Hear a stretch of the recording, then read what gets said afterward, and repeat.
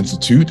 We are a research organization primarily promoting American leadership for a secure, free, and prosperous future. And my name is Jeremy Hunt, and I'm a media fellow here at the Institute. And today we're going to be discussing why health security strengthens national security. And I'm so honored that we have with us the former Health and Human Services Secretary, Dr. Tom Price, with us. Thank you so much for being here, Dr. Price. Thanks, Jeremy. What a joy it is to be with you, and thanks for your good work. I tell you, it takes folks all across this great country to make good things happen, and you're part of that. There's no doubt. Thank you so much. I appreciate that. And I'll start by just kind of sharing with the audience your amazing biography, which honestly you need no introduction, but we'll do it anyway. Dr. Price is an orthopedic surgeon who most recently served as Secretary of Health and Human Services. He brought to the department a lifetime of service and a dedication to advancing the quality of healthcare in America, both as a physician and as a policymaker. Dr. Price received his Bachelor and Doctor of Medicine degrees from the University of Michigan and completed his orthopedic surgery residency at Emory University. And after his training, Dr. Price began a solo medical practice in Atlanta, Georgia, which would eventually grow to be one of the largest non-academic orthopedic practices in the country, which he led as chairman of the board. Eager to broaden the impact he could have on improving access to quality health care, Dr. Price went on to run for public office and was elected to 4 terms in the Georgia State Senate, during which time he was chosen by his colleagues to serve as Senate Minority Whip and later as the first Republican Senate Majority Leader in the history of Georgia. Dr. Price then went on to serve as the U.S. Representative for Georgia's 6th Congressional District from 2005 to 2017. And I was particularly honored for that because he was my representative and nominated me to West Point. So I owe a debt of gratitude to Dr. Price, who we have with us. And during his congressional career, Dr. Price went on to serve in various leadership roles, including chairman of the House Budget Committee, chairman of the House Republican Policy Committee, and chairman of the Republican Study Committee. And of course, in 2017, Dr. Price was confirmed as the 23rd HHS secretary. Now he currently serves as a board member on a number of entities and works as an advisor on several others. So thank you again for being here with us, Dr. Price. Thanks, Jeremy. Appreciate the opportunity once again. And this is an incredibly important topic, health security and national security. So I look forward to our conversation. Awesome. Well, I want to open up just kind of talking about a recently released Senate report discussing these drug shortages that have increased by nearly 30% last year compared with the year prior in 2021. The shortages include children's medications, antibiotics, ADHD treatments, anesthetics, and even the sterile fluids used to keep intravenous drug tubes clean. So there are a lot of variety of causes for the shortages, but one kind of prevailing issue that we kind of see over and over again is that 80 to 90% of certain medical products are made overseas. And so, especially in places like India and China, which obviously leads to major concern. So I just wanted to kind of first ask you, how do we allow our country to get to this place? What has happened to lead us to be so dependent on foreign manufacturers for our drugs? And can you kind of just describe, the kind of how this evolved over time? Yeah, no, great, incredibly important issue. Nothing can be more frustrating to folks than when their doctor tells them that they need something or their child needs something, and then you find that you can't get it. You can't. It's not that it's too expensive; it's that it's not available. I just shudder to think about the frustration and the angst that occurs for folks when, again, especially one of their kids needs something. So it's important to look at this, not just nibbling at the sides, but look at the real challenge. What's the cause of this? And when things were great, when things were moving, in an economic way that made it so that everybody had access to whatever they needed, then we were all very excited, and drug prices were by and large coming down. Generics were doing well. The problem is that what we did was we offshored virtually all of that supply chain. So all of the process of making those medications, making those pharmaceuticals that so many of them help us so much, was taken away from the United States. And one of the main reasons it was taken away is because it's cheaper. We got to talk about the core problem, right? The core issue. It's cheaper to manufacture these things elsewhere. And so when we talk about this issue, it's important not just to say, okay, we're not going to allow those pharmaceutical companies to charge what they're charging. We need to be able to say, look, we've got to look at the core problem. What's the root cause that's making it so that our medications are manufactured overseas? And when you have either labor shortages or labor costs or regulation here in the United States that is significantly greater than elsewhere, then we see the cost for producing those medications, those pharmaceuticals in the United States get higher.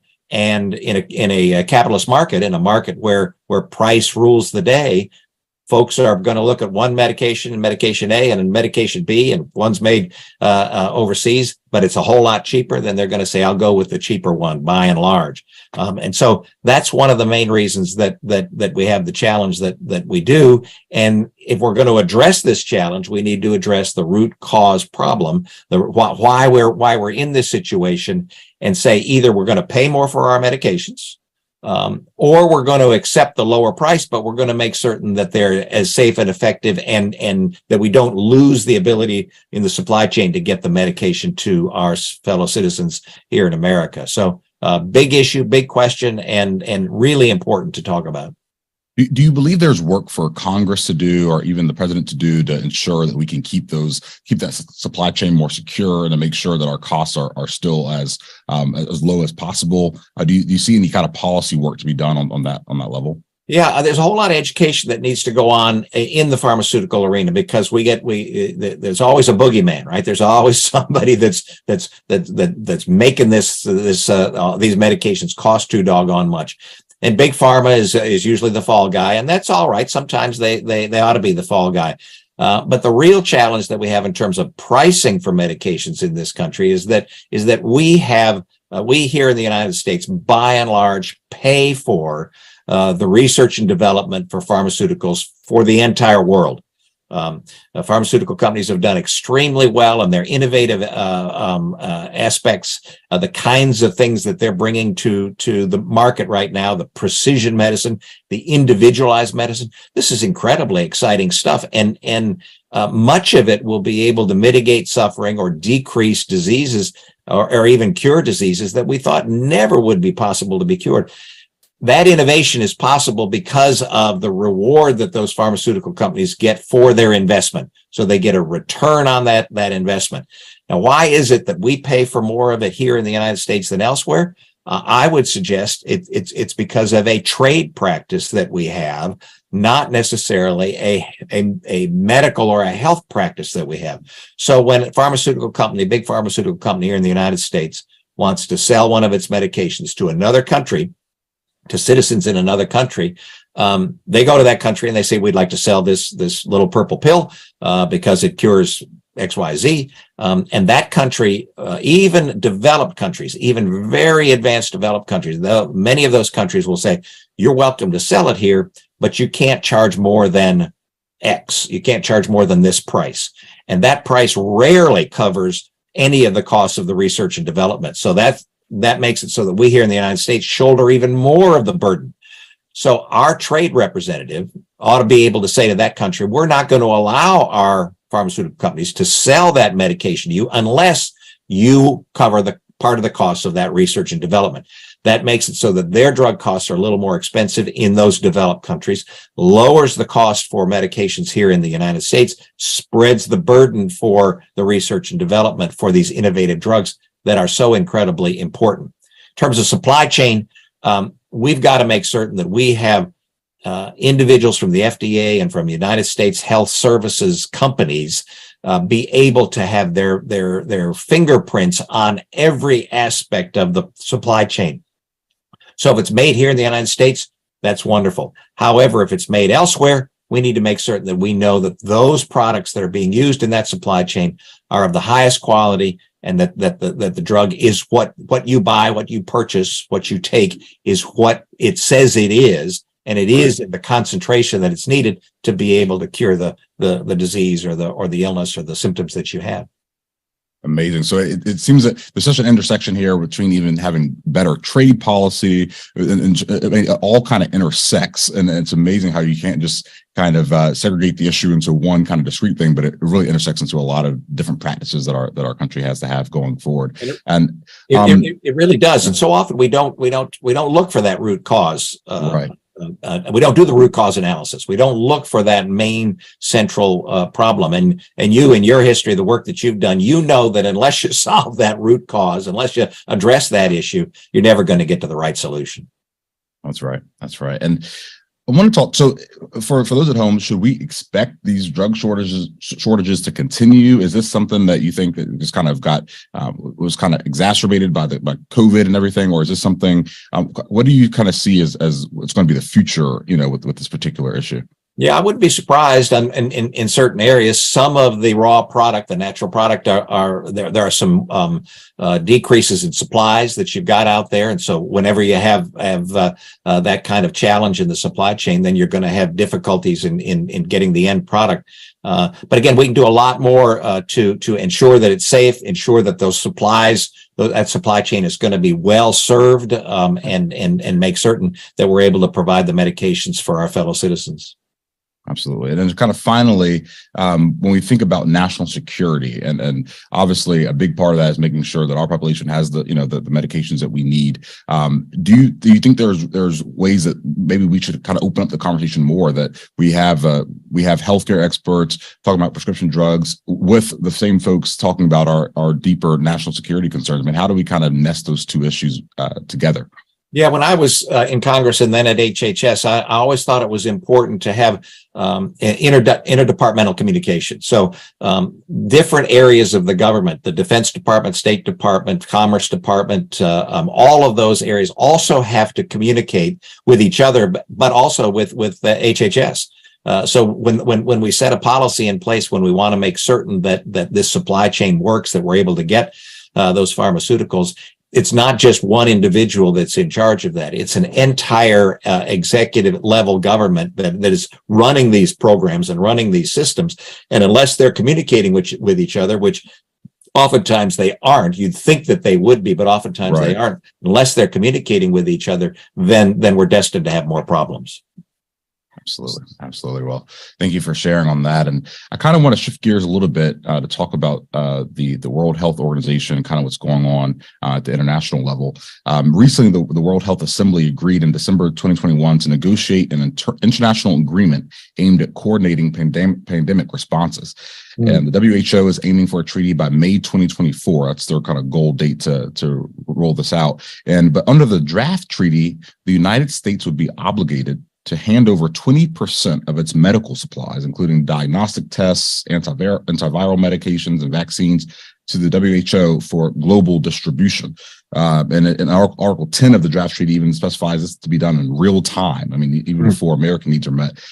So, what is your take on these types of treaties, and how doesn't this somewhat undermine American health security?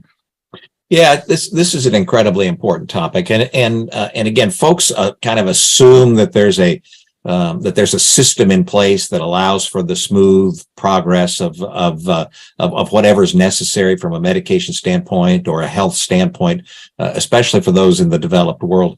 I had the privilege of serving as the 23rd Health and Human Services Secretary. In that role, I had the opportunity to participate in the first G20 Health Summit that had ever occurred in 2017. And this is the top 20 nations, and from a developed standpoint in the world, getting together and sharing information about what it is that their health system, where they can help each other, where the voids are, where the communication needs to be when a major challenge worldwide happens.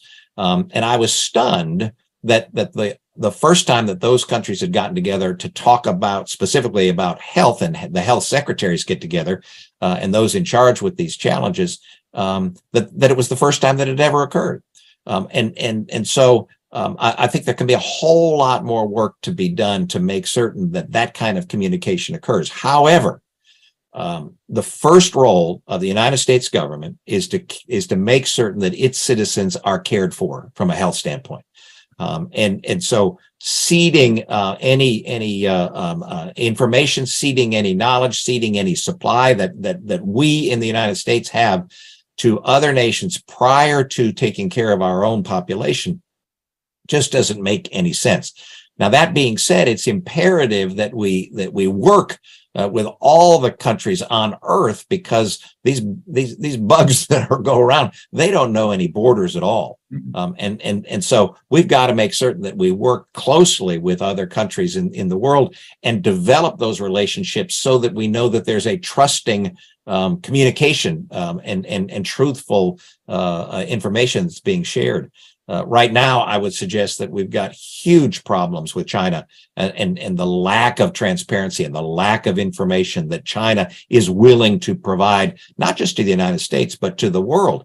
And the World Health Organization, again, I had the opportunity and privilege of attending one of the World Health Assemblies where the nations of the world get together and discuss what needs to be done on so many different topics.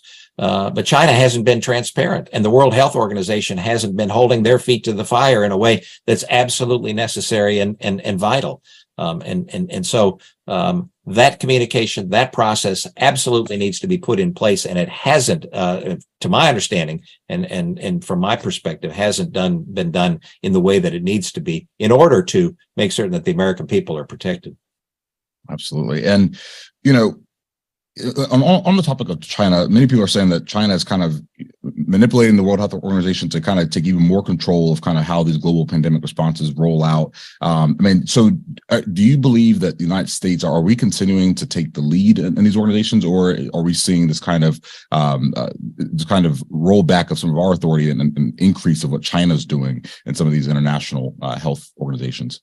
Incredibly important topic and issue, because China is doing all it can to insert itself into other nations in all sorts of ways, but especially in the area of healthcare. They're building hospitals elsewhere. They're giving resources to nations around the world to get on their good side, so that they can then, from a geopolitical standpoint, have sway over those countries. And we're seeing very recently countries that we never thought would be in the Chinese sphere moving in that direction. Part of that, I would suggest, candidly, is because the United States has withdrawn some in the world community. There's a nationalist fervor in some areas that makes it so you just want to say, we just need to take care of our own.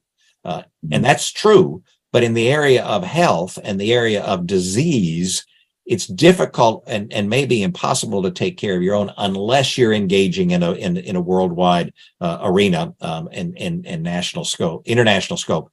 So we've got to be out there. We've got to be leading the way. We've got to be leading the charge. We've got to be calling to account those nations, China and others, that aren't being transparent, that aren't assisting in that world communication that has to occur for our citizens and their citizens to be helpful. Absolutely. And so, you know, one of the kind of key tenets even here at Hudson is exactly what you're saying about promoting American leadership and taking a senior role into making sure that our country is safe, and that, as you said, bugs know no boundaries. And I wanted to talk to just to hear some of your personal examples, because I think you had just so many experiences of being in other countries, and when the United States leads, many times we're able to kind of get as we call in the military, get to the left of the bang, meaning we're able to kind of get in front of the problem before it kind of metastasizes and become even a worse issue. So I kind of wanted to hear some of those personal examples you might have in your time of when America takes leadership, you know, how we end up better off. Yeah, let me use an example that I had a personal engagement in. I had the opportunity to go to Liberia in Africa and visit with their health ministers and their health system. That is to call it a system is really being generous. They're doing all that they can. But the nature of their country, the nature of the back bush area, the nature of the system that they have makes it so they don't have the kind of resources or the kind of support to be able to do what they need to do. And this came to the fore during the Ebola crisis in the middle of the last decade. And that crisis, as folks will remember, this is a very virulent disease, a disease that can, if left to its own devices, tends to have a mortality of at least 50%, and sometimes more than that. That means half of the individuals that contract the disease die. Very, very dangerous. And this could have spun out of control and gone not just in the adjacent countries, but literally worldwide, and threatened America and our citizens. Folks will remember the response that we had, and in our vision, the response was seeing doctors or nurses who were from America who were treating patients over there coming back and being seen in isolation. So you saw the news clips of people in hazmat gear, basically. Right. Transporting them to isolation units in hospitals to be treated here. There was even a discussion about whether or not we ought to allow our own citizens who were infected to come back here, which I found very, very peculiar. But in any event, the reason that challenge to the world was as limited as it was, and it was a huge crisis in Liberia, in that area of Africa. But the reason that it was less than it otherwise would have been was solely because of the United States response, of the United States support through the CDC, through the NIH, through the FDA, people on the ground, Americans on the ground in Liberia, assisting Liberians to be able to stand up a system that would allow for the appropriate isolation, the appropriate care and treatment of those. You know, it so overwhelmed the Liberian government and the Liberian health system that the only two places where people in Liberia, when they contracted the disease at the middle to toward the end of the disease process, was in a Good Samaritan hospital, Samaritan's Purse Hospital, which was a volunteer entity there just doing good work for people, and the United States military, who set up a hospital basically at the airport in Liberia. And that was the reason that it was able to be contained as much as it was. In that process, we were able to assist in helping a surveillance system become available by Liberians, teaching them what needed to be done. And 3 or 4 years later, the Liberians themselves were able to detect and identify encephalitis disease strain and stop it in their country before it went elsewhere. So that kind of education process, the things that American people don't see that we're doing, Americans are doing, the United States is doing, and so incredibly important to do, because who knows what would have happened to that encephalitis outbreak if the assistance that the United States brought to Liberia hadn't been put in place 2, 3, 4 years before. That's the kind of help that's necessary, and that's the kind of help that's going to be needed in order for us to continue to be a leader on the world stage. Amazing. And it also seems that would be significantly lower cost than the cost that would incur if we had just let the outbreak get out of control, and it just got all over the world. I mean, so it seems that it would be lower costs to build hospitals and help train them. Without a doubt. Absolutely. And it just makes sense. And I know there are folks out there that just that they want to restrict travel. They want to put up the borders and make them so they're impenetrable. Again, the problem with health and disease is that there isn't any way to contain that. You got to be smart.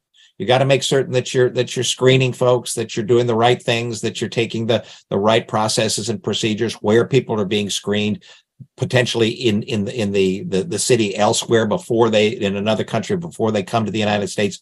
All those things are important. You're absolutely correct. However, it's imperative that we engage on the ground in these other countries, and we have for decades. And we must continue to do so, again, if we're going to be seen as a leader in the world from a health standpoint. Interesting. So it seems as though, from your perspective, it's not enough just to put up our borders and screen. We have to get ahead of it. So it seems like it's kind of a both and approach. Is that a fair way of characterizing it? Without a doubt.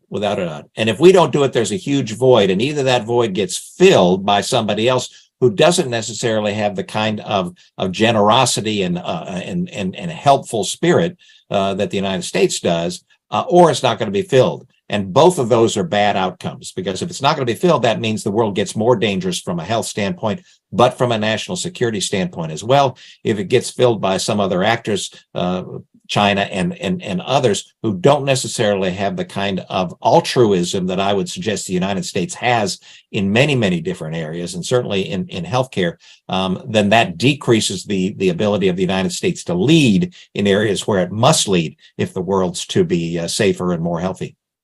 Absolutely. Absolutely. By the way, I actually got a chance to deploy to Liberia. I was just a cadet at the time at West Point, but we were able to kind of attach ourselves to the Marine Corps that was there. And that was literally the summer right before the outbreak. And already there, the Chinese military was there training up the Liberian military.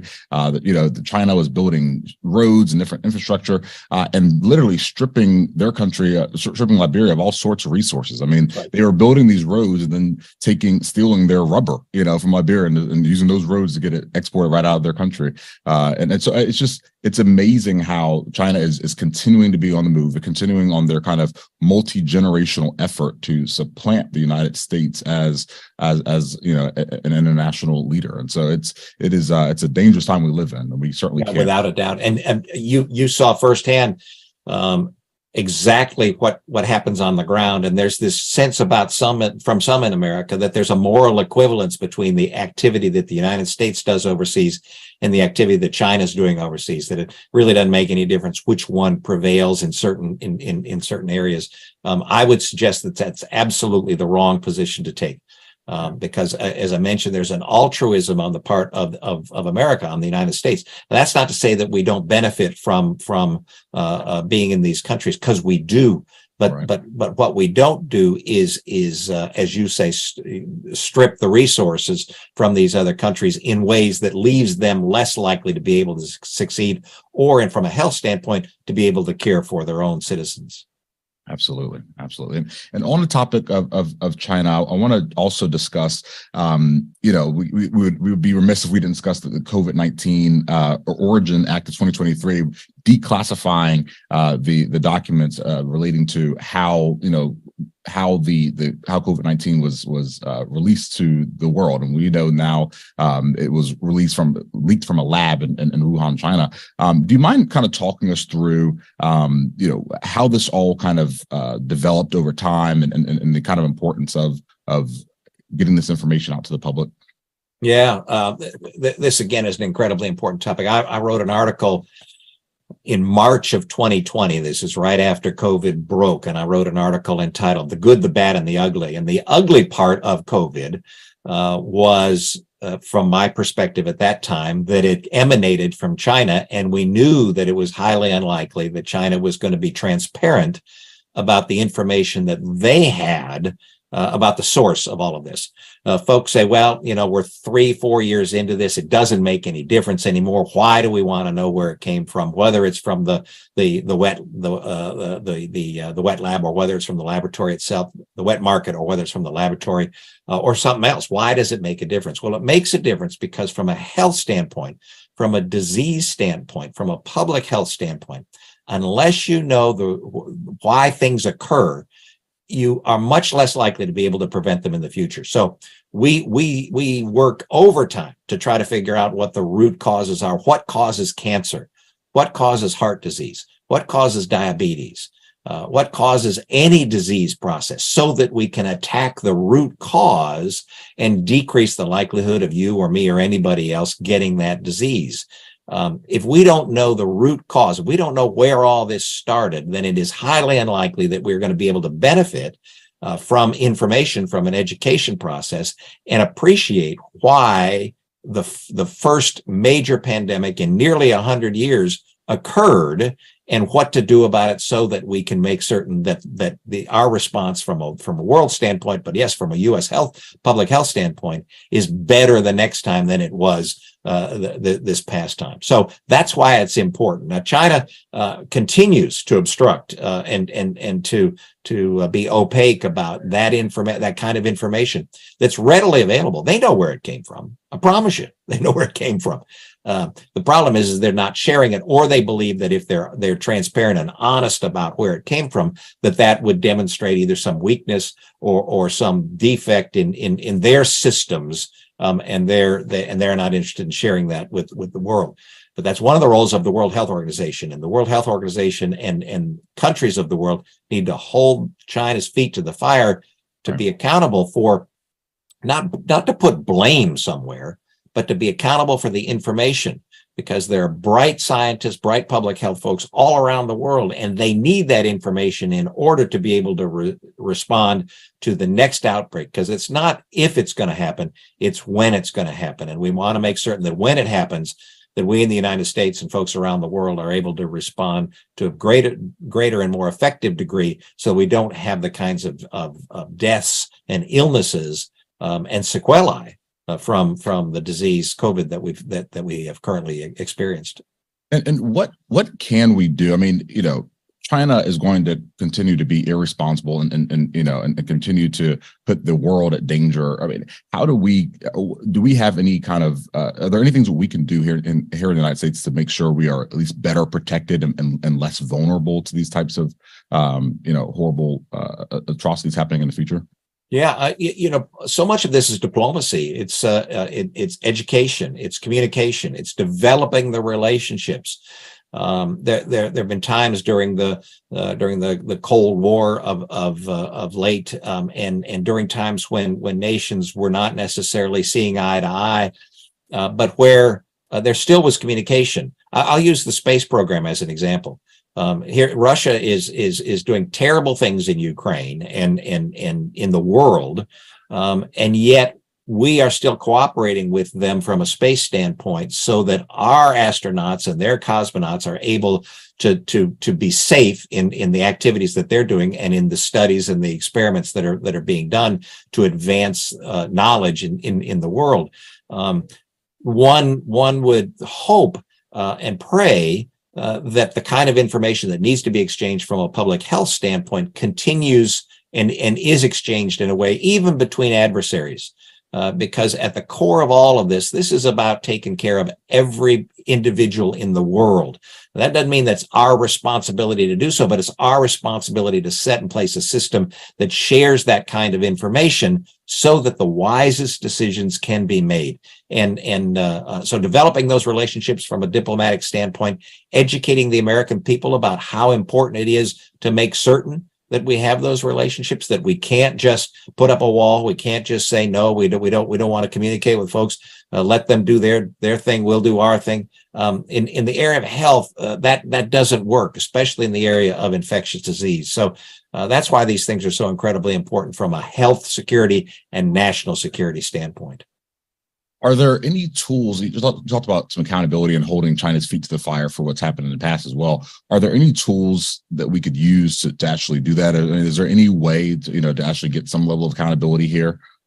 Well, you've got to use again our relationships around the world. We've got to continue to engage more around the world, so that we have greater support for the kinds of diplomatic activities that need to occur, whether it's at the World Health Organization, whether it's at the UN, whether it's in bilateral agreements that we make with other countries, whether it's in multilateral agreements that are made. What kind of pressure can be brought to bear in the world community? Nations respond when there is a unified effort that they see from other countries in the world, and we can't guarantee that they're going to do the right thing, but we can certainly put in place the processes and the systems and the relationships and the entities, the agreements in place to be able to make it so that it's more likely that they're going to cooperate and respond than less likely. We're in a very dangerous situation right now in the world, and you see this China-Russia axis that's being exploited by each of those countries in different ways. If that's allowed to continue unchecked, then from a diplomatic standpoint, then things in the world, from a health standpoint, yes, but also from a security standpoint, national security standpoint, will only get less secure and less stable than more. So you just have to continue to engage. You can't withdraw from the world community. Absolutely. kind of as we wrap up here, I wanted to kind of hear your general thoughts on how do we restore trust into and with especially in our after in the wake of COVID and everything that's happened, there's a tremendous amount of distrust to the health community, the science community, just with everything that's happened. What are the ways, to kind of repair that? How do we get more transparency, even here in the United States, in the way that we do things? Because, I share a lot of the same sentiments of, there's a lot of concern out there, who's actually calling the shots, what's going on here, and our American interests, are those being what's most important in the question here? Yeah. This is a really a shame. I'm very sad about what's happened because of COVID. There have been so many casualties, and the deaths that have occurred, and the sequelae from diseases that have occurred. What we've seen happen in our kids, with the lockdown that occurred, and their education and their ability to realize their dreams. The ignoring basically of other diseases that happened. All of these are casualties of COVID. One of the casualties also is the lack of confidence and trust in our public health system. And our public health system is incredibly important. If we don't have confidence, if American citizens don't have confidence that the physicians and the scientists in their public health system are telling them the truth and recommending things based upon their best information and knowledge at the time, not based upon politics, whether it's right or left, doesn't make any difference, but not based upon politics, then we as a nation are less secure from a health standpoint, and we are more likely as citizens to make unwise decisions as opposed to wise decisions. So how do we restore that trust? One, we've got to be upfront and honest about what happened. I believe it's incredibly important to do this in a bipartisan way. We've got to have folks from both sides of the aisle and across the ideological spectrum to come together. And whether that's a white paper, whether that's a study, whether that's the Hudson Institute does so many important things. One of the things that could be helped is to reignite the effort to try to make certain that people appreciate what happened. We've got to have some of our public health officials and policymakers to stand up and say, we made major mistakes in how we communicated COVID and the challenges that we had to our nation. And there needs to be a unified voice about what that means and what that meant, as opposed to just squawking and fighting about, okay, what mistakes were made and who made them, and place blame. We don't need to be placing blame. We need to look at this as an FAA model. When there's a plane crash, we tend to work diligently to try not to place blame. We want to find out what happened so that it doesn't happen again. That's the kind of mindset that we need to look at this. And then you've got to make certain that the public health officials, those at the CDC, those at NIH, those in the federal government and state governments, communicate actively with the citizens of their states and of this country about what it is that they believe needed to be done and how they're going to do that differently going forward, and how they will do it differently going forward from all disease standpoint, not just COVID, not just an infectious disease, so that you begin to have that relationship rebuilt. Because the American people right now, if you ask them whether they trust the CDC or whether they trust the NIH, oftentimes you'll get a response that says no. And we've got to respect individual rights. We've got to respect individuals who say that's not the kind of treatment that I want, or that's not what I want to do. But you've got to make certain that you provide the essential information that's necessary for people to make the wisest decisions for themselves and for their families. If we don't do that going forward, then we actually take a step back in terms of our knowledge from a scientific standpoint and a health standpoint.